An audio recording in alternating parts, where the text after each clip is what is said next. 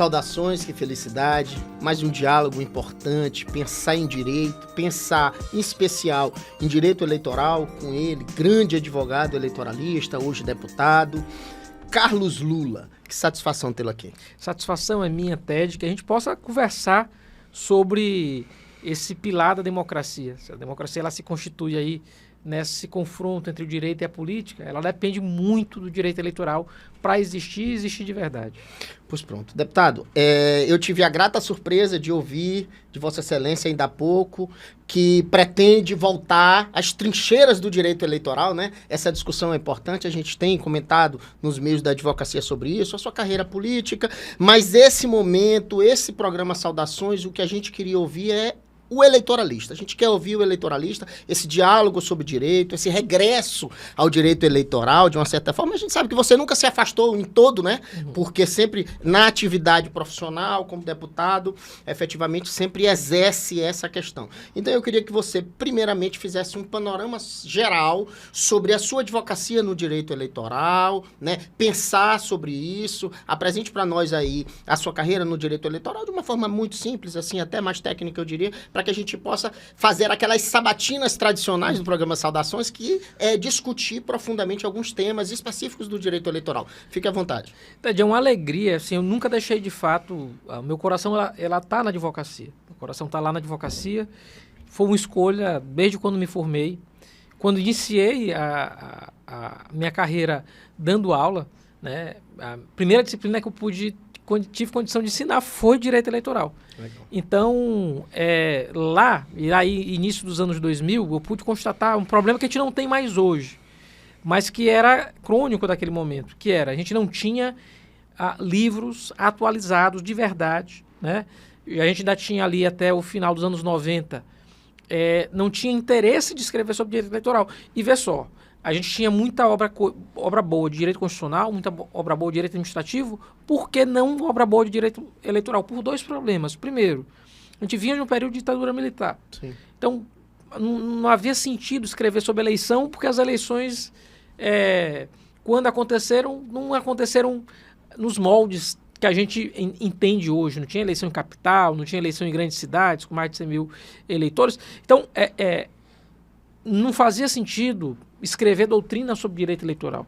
Poucos se arriscaram nisso. Sim. E tinha um outro problema, que é um problema que a gente tem até hoje. A legislação eleitoral ela muda muito. Ela muda de 2 em 2 anos, praticamente. A gente tem alterações na legislação. Isso para um pouquinho em 97, quando a gente tem a Lei 9.504, que é a lei das eleições. Apesar disso, ela tem mudança em 2000, 2002, 2004, 2006, 2008, 2010. Então, assim, anos pares, a gente sempre tem mudança na legislação eleitoral. E isso dificulta muito escrever. Mas teve gente que se arriscou. Eu fui um dos que se arriscou a escrever um livro à época. Acabou que em 2014, início de 2015, eu fui para o governo do Maranhão, acabei exercendo um cargo que era incompatível com a advocacia. Me afastei um tanto. Sim. Mas é muito bom ver, nesse momento onde a gente está em 2023, que já tem muita coisa que foi escrita nos últimos 20 anos. Sim. Né? Que é o período onde eu me arrisquei a escrever um manual sobre direito eleitoral, e agora a gente está indo para a 5ª edição, uma editora maior, uma editora com mais abrangência, e esse tempo também afastado foi bom de algum lado. Eu sou um dos fundadores da Academia Brasileira de Direito Eleitoral e Político, com muita honra, que é a ABRADEP. Acredito, inclusive, ser o único maranhense que sou membro fundador da academia. Acredito que sim. E fiz muitos amigos esse tempo todo, nunca deixei... Então, na verdade, eu nunca os deixei de lado, né? Sim. Aqui e ali a gente debate, aqui e ali a gente discute. E esse tempo afastado também serviu como um tempo de reflexão necessária. O país passou por muitas dificuldades. Muitas questões eleitorais. Muitos problemas. A gente passou por um impeachment de um presidente, a gente passou por pandemia, a gente passou com momentos que a gente não acreditava que veria no Supremo, sim, a própria tensão com o Congresso. De modo que eu acredito que esse tempo que eu estou afastado me serviu também para ser um jurista um pouquinho mais maduro, né? Eu escrevi o livro ainda muito novo. Perfeito. Com menos de 30 anos eu estava lançando o livro. Uhum. E hoje, um pouquinho mais maduro, com mais já cabelos brancos, eu acredito que eu tenho uma percepção um pouquinho mais sensata, né, do que a gente da importância do direito eleitoral para a democracia. Deixa eu te falar uma coisa aqui, deputado Lula. A minha formação é direito constitucional e depois eu me direcionei ao direito eleitoral há alguns anos. Mas a minha base de sustentação teórica sempre foi o direito constitucional. E aí eu te pergunto, a tua formação, pelo que tu me disseste aí, ela já foi a princípio no direito eleitoral, né? Já é uma formação de direito eleitoral. E eu te pergunto, e essa pergunta é importante porque tem a ver com esse cenário do direito eleitoral, que antes era muito mais instável e agora ainda assim continua a haver essa estabilidade, porque a gente vê sempre um ano tu tens alterações legislativas, no ano seguinte tu tem a alteração jurisprudencial no direito eleitoral para depois tu ter novas eleições. E aí a gente tem sempre eleições de teste, que são essas eleições municipais agora que teremos, para nos prepararmos para mais mudanças, para depois virmos eleições gerais. Então é sempre esse caminho. E eu te pergunto, uma pergunta bem simples, mas que requer, eu acho que uma análise e uma certa concentração. Tu és um doutrinador do direito eleitoral mais técnico, aquele cara mais apegado à norma técnica, a discussão técnica, ou as evoluções políticas ao direito eleitoral? Porque o direito eleitoral ele sofre, de fato, uma influência muito grande pelas decisões políticas. E eu, como nunca tive envolvimento assim, pessoal com a política, sou muito mais técnico. A minha discussão é sempre muito mais técnica. E a sua, me parece, e aí eu te pergunto, logo após de uma carreira na política, uma grande carreira na política, como será esse novo doutrinador? Como será o doutrinador Lula? Porque tu disseste do teu amadurecimento, dos teus cabelos brancos, e eu te pergunto, isso se revertirá talvez num político que fala sobre direito eleitoral, ou tu vais conseguir fazer, que nem eu vou usar a frase do ministro Flávio Dino agora, que ele disse que ele vai se despir do político para vestir a toga. E a pergunta que eu te faço é exatamente essa. Ted, a gente muda de roupa, porque a gente tem dois textos, na verdade, do Weber, que eu gosto muito, que é a ciência como vocação e a política como vocação. Sim. São vocações distintas e modo de ver a vida distintas. O meu compromisso na política, ele é um. Sim. Meu compromisso com a ciência, ele é outro. Então, assim, meu compromisso com fazer direito, com analisar o direito eleitoral, ele não pode estar encharcado com o meu compromisso da política. Pois é. Então, o ponto é esse. É difícil isso aí. Esse difícil, é um desafio. Mas, óbvio, eu tenho compromissos que são principiológicos, e ainda que o Lula não fosse estivesse na vida partidária, sim, que para mim são indispensáveis. Meu compromisso com a democracia, meu compromisso em defesa da Constituição, meu compromisso com a justiça social. Algumas vezes tu vai ter conflitos. Vai. E aí eu gosto de usar o Luhmann, que é um autor hoje de moda, mas que eu estive ao lado dele já há muitos anos. E ele tenta fazer uma compreensão diferente da realidade. Ele diz que a gente vive em sistemas sociais. Perfeito. E esses sistemas sociais, eles se comunicam. O problema é quando a gente deixa simplesmente de se comunicar e há uma total interferência de um no outro. O Luhmann, ele criava uma categoria chamada de autopoiese. Ele dizia, os sistemas sociais eles são autopoéticos. Eles constroem em si mesmo as soluções para os seus problemas. O direito ele tem que funcionar no binômio legal e ilegal. A política é no justo e no injusto, né? A saúde é outro binômio. E esses sistemas, óbvio, eles não são estanques, eles se comunicam. Mas um não pode interferir no outro. Vai, continua. O Marcelo Neves, ele vai, e é algo que eu acabei incorporando quando fui escrever, e ele vai afirmar que o Brasil ele tem um sistema que é alopoético. Na verdade, uma evolução do que o Luhmann diz para dizer assim, os sistemas são disfuncional. O sistema no Brasil é disfuncional. Sim. A política ela influencia sobremaneira o direito. E é o que a gente não pode deixar. Não pode deixar. Na minha interpretação, na minha análise, e eu acho que a gente até evoluiu, porque o direito eleitoral tem dois problemas. Ele não só muda a legislação, sim, como ele tem uma composição que muda o tempo inteiro. Esse é um outro grande problema do direito eleitoral. São biênios. Exato. Né? Aí pode ficar por 4 anos. Então, 4 anos a pessoa está aprendendo. Né? Mas às vezes muda a presidência, a lógica muda. E aí muda tudo. E aí muda a jurisprudência. A jurisprudência do TSE é muito volúvel. É algo que é muito, mas muito volúvel. O Supremo evoluiu. Teve, não vou lembrar aqui o número, mas teve repercussão geral, teve tese para dizer o seguinte, que a interpretação de temas, quando derivam sobre direito eleitoral, eles não podem incidir se muda a lógica. Sim. Né? Tem que incidir para o futuro. Perfeito. Né? Então, a gente até evoluiu, Agora, porque não existia essa construção. eu tenho muita pergunta difícil agora com relação a exatamente isso. Vou falar de um... Agora vamos trazer uma prática, uma discussão prática para cá. Lei da ficha limpa. A lei da ficha limpa nos cria 2 problemas. E ele é contraditório exatamente com a tua fala. Em teoria. Porque o Supremo entendeu, de forma equivocada, a aplicação da lei da ficha limpa retroativamente, que já contraria essa lógica dele próprio Supremo.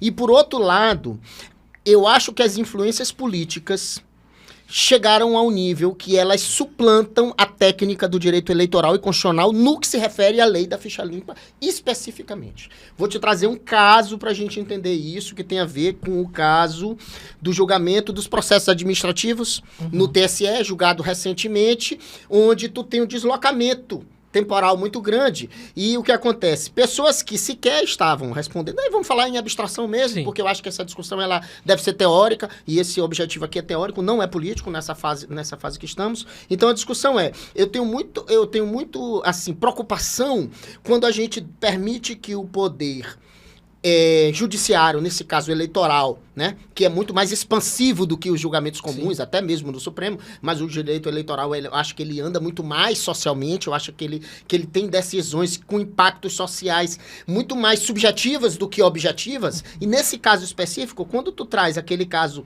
emblemático recente no TSE, onde tu expande a interpretação da lei da ficha limpa, eu acho muito perigoso, porque agora nós teremos eleições municipais. Como não será? Será se a gente vai permitir que os juízes eleitorais façam aquelas extensões das interpretações naquele julgamento com relação a casos de lei da ficha limpa? Eu queria lhe ouvir sobre isso, porque esse tem a ver exatamente com o que a gente está, com a pergunta que eu lhe fiz. O conflito entre o político e o jurista. O conflito entre o próprio Supremo dizendo uma coisa e o TSE agindo de uma forma completamente distinta nesse caso, e ele próprio, Supremo, naquele caso específico, abre uma exceção na sua interpretação. Fique à vontade, eu espero que você tenha entendido a pergunta. Entendi, Ted, e digo assim, o Brasil é um caso sui generis de regulação de direito eleitoral. Nenhum país do mundo tenta regular tanto o nosso modo de votar. Isso.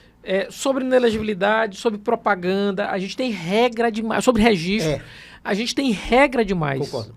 Regra demais que, por vezes, em vez de facilitar, eles dificultam o mecanismo de democracia. Algumas coisas até contraditórias, né? E digo com muita dor no coração, em 2010, eu fiz parte do movimento que defendeu a mudança da lei de inelegibilidades. Sim.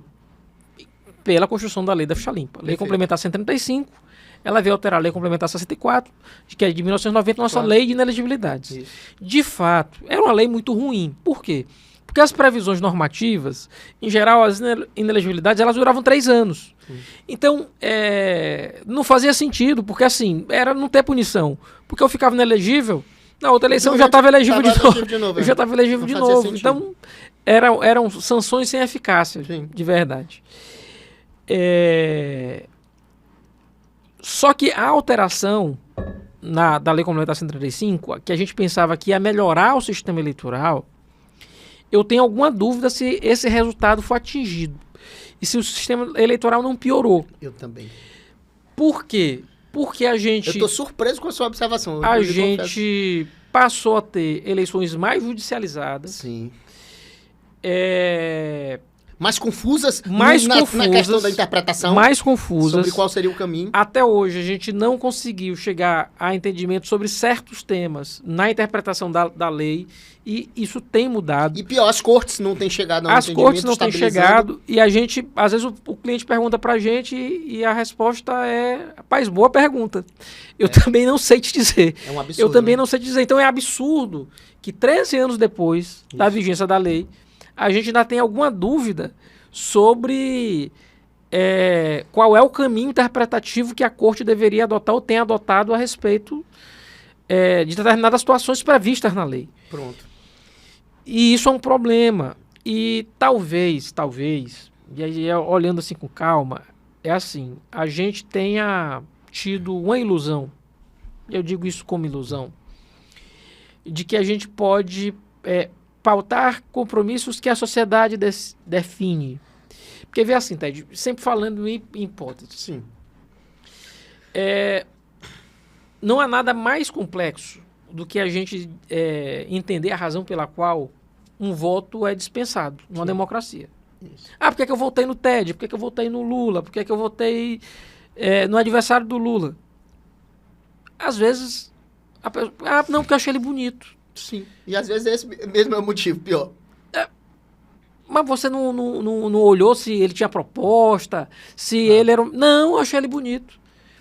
Bem, é uma decisão individual e pessoal. Sim. A gente não pode tutelar essa decisão das pessoas. E eu acho que talvez o pressuposto da lei da ficha limpa é que, assim, tutelando o voto das pessoas e impedindo que determinadas pessoas pudessem participar da política, a gente ia melhorar o sistema político. E hoje, participando de dentro, a impressão que eu tenho é que até essa percepção que subjazia a quem estava lutando, e não afasto aqui os sonhos ideais de todo mundo, ela é vã. Sim. Por quê? Porque não funciona assim. A gente não consegue tutelar as pessoas. A gente não consegue direcionar a vontade das pessoas. Talvez a gente escolha tão mal, e digo isso porque acredito que a gente tem escolhido mal ao longo do tempo, a gente tem uma classe política, e digo como parte Sim. dela, a gente tem uma classe política assim com baixos resultados concretos para a sociedade. Sim, concordo. Eu diria. A gente tem uma classe política hoje sem credibilidade. Tu acha que isso tem a ver com formação ou tem a ver com visão no exercício do mandato? Por exemplo, vou te dar só antes de voltar à discussão, porque para mim a função primordial do Poder Legislativo, e aí falando do Poder Legislativo que é o que tu exerce, constitucionalmente falando, a gente precisa voltar, é fiscalização do Poder Executivo. Perfeito. E a gente não tem um Poder Legislativo que fiscaliza o Poder Executivo, e eles não pensam. A grande criação do Poder Legislativo hoje, e é por mérito, a gente vê, por exemplo, propagandas e outdoors. Eles acham que a grande importância, os legislativos, acham que a grande importância é fazer lei. E tu já viste aquela estatística antiga que nós temos mais de 2 bilhões de artigos de lei. Quer dizer, ninguém consegue ler isso tudo. E tu és do direito, Sim. Tu sabe que é impossível a gente conhecer. Então, assim, fazer lei não é mérito. Ficar fazendo o tempo todo leis não é mérito. Então, assim, qual seria a melhor função do legislativo? Eu te pergunto pra ti, pro deputado, e aí não precisa falar de ti só, tu pode falar de ti, deputado federal, de ti, senador, né? Assim, nesse sentido, do legislador. Ted, o problema hoje da gente encarar a tripartição de funções... Eu tô partindo a partir da tua própria indagação. Tripartição de funções do Estado... Sim. No modelo tradicional é que elas não funcionam mais assim. Não funcionam, né? Os mecanismos são muito frágeis, Veja né? só, a gente vive o século XXI, talvez como o século do judiciário. Uhum. E talvez Sem dúvida. tanto incômodo do executivo e do legislativo em razão disso. É. Mas veja bem, o poder legislativo ele nasceu em outro momento da vida. Tem uma frase no autor português que eu gosto muito, que ele faz uma alusão, ele diz o seguinte: a princesa não precisa dormir mais por 100 anos para perceber que à sua volta tudo mudou. Uhum. A gente não aguenta mais debate no legislativo para durar muito tempo. E o problema da compreensão do poder legislativo tradicional é que ele era um parlamento, era para falar, era para falar, Isso. era para levar o debate à exaustão. Tanto que os primeiros modelos de poder executivo, você só parava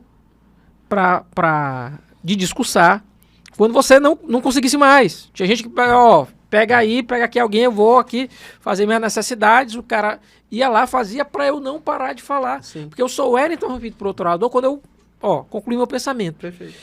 E esse modelo, ele não se sustenta na sociedade de hoje. Vê só, pensar, Código Civil de 1916, perdão. Sim. Ele durou o final do século XIX inteiro. Perfeito. Ele vai ser aprovado no começo do século XX. Sim. Demorou 40 anos de debate. Isso. Código Civil de 2002. O projeto é dos anos 70. É. A gente demorou mais de 30 Aquela história de anos. dizer que já entrou velho, né? Já começou... A gente demorou 30 anos fazendo debate. Uhum. Sim. Será que a sociedade hoje aguenta 30 anos de debate de um projeto? Mas aí, vamos lá. Tu tá falando do Código Civil, eu até concordo contigo, mas quando tu diz do legislativo em geral, eu tenho medo, sabe de quê? Dessa velocidade no direito criminal, por exemplo. Eu tenho um problema da sociedade de hoje, que não é Entendeu? só do legislativo, que é assim, eu tenho que dar solução para as coisas na velocidade do Instagram. Pois é. É E muito aí- perigoso quando tu faz isso com o direito penal. há sempre a resposta errada. A gente vai continuar penalizando, vai continuar aumentando pena. Exato. O Código Penal ele não tem mais sentido. Não tem. Eu gostava de estudar crime hediondo, que falsificação de sabonete, falsificação Sim, de remédio. eu lembro disso. Tem a Ainda pena está lá. maior, tem a pena maior do que homicídio Fármaco, simples. sabonete, tudo isso. Tem a pena maior do que homicídio simples. Sim. O que é mais grave? Eu matar alguém ou tá vendendo sabonete Febo falsificado? Sim.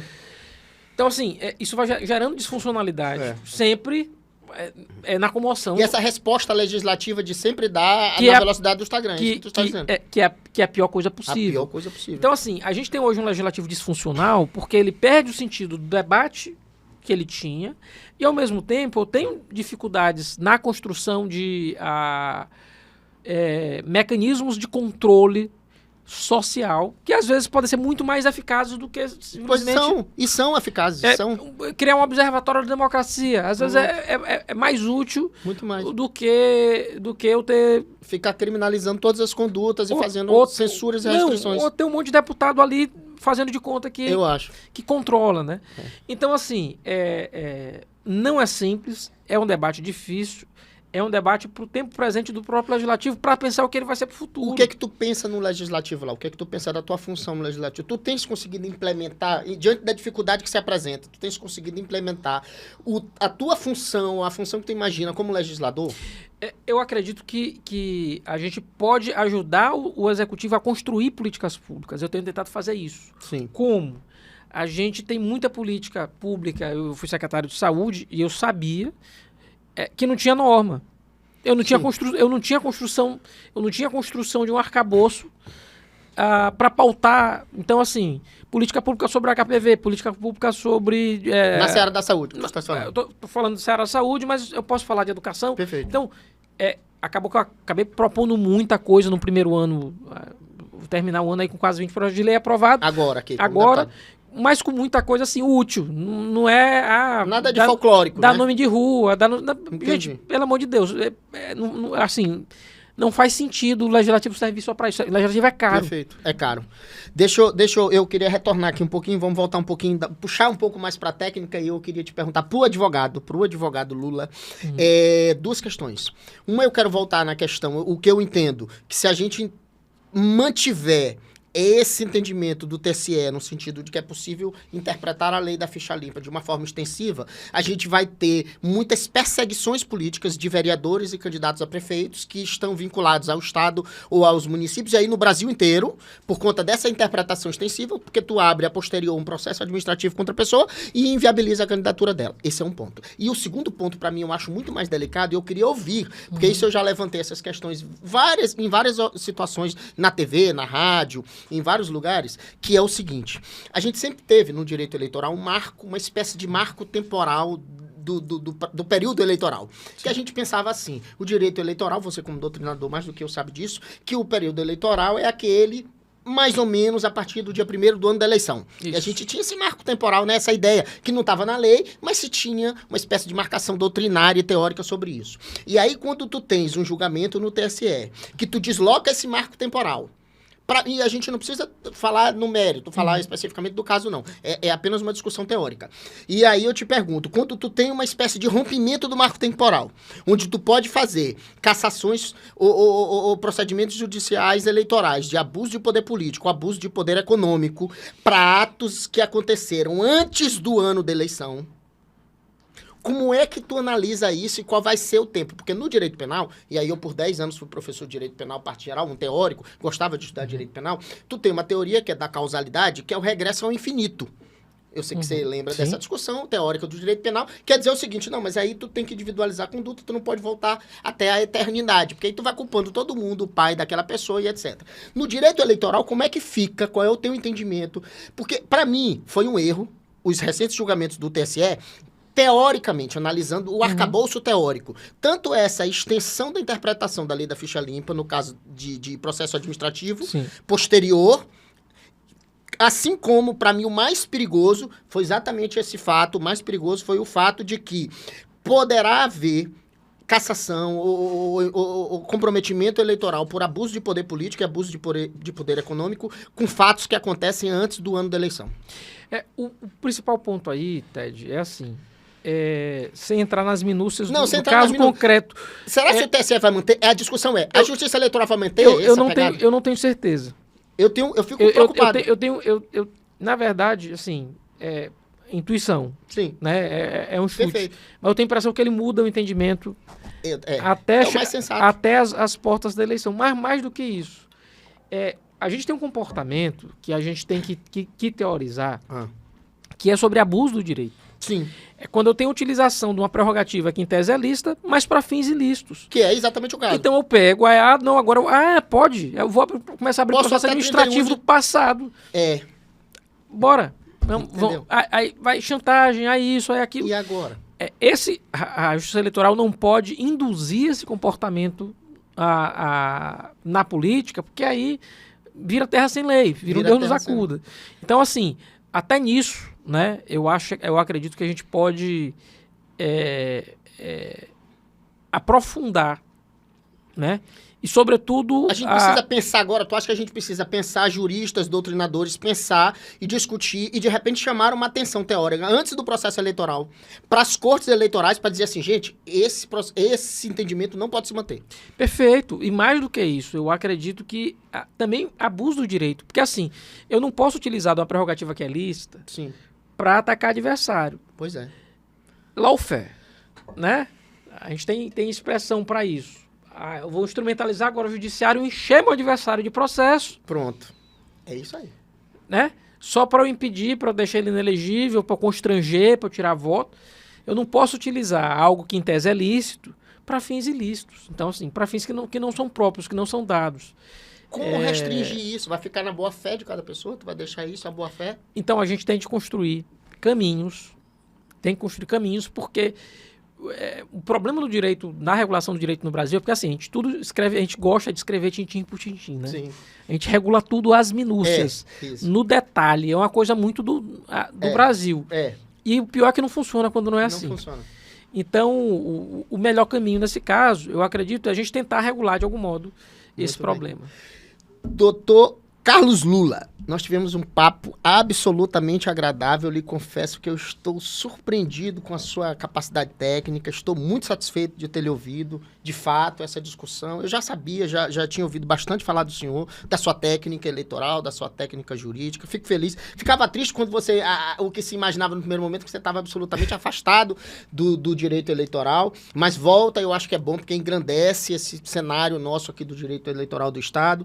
Queria lhe agradecer, falar para todos vocês que estão assistindo este programa Saudações aqui na TV Bandeirantes, que você pode continuar assistindo ainda a segunda parte do diálogo que terei com o deputado Carlos Lula. Agora, em seguida, você pode ir para a rede social, no YouTube, programa Saudações, na mesma forma que você pode estar assistindo aqui. Continue aqui assistindo no YouTube, que você vai assistir a segunda parte desse diálogo interessante. Agora, essa coisa de projeto, um diálogo muito mais tranquilo, muito mais sutil. Eu queria deixar aqui um minuto para você ficar à vontade, se despeça do nosso público da televisão, porque ainda estaremos nas redes sociais e no Instagram para continuar esse diálogo. Fique à vontade. Então, quero agradecer a sua presença. Continue olhando aí os Saudações.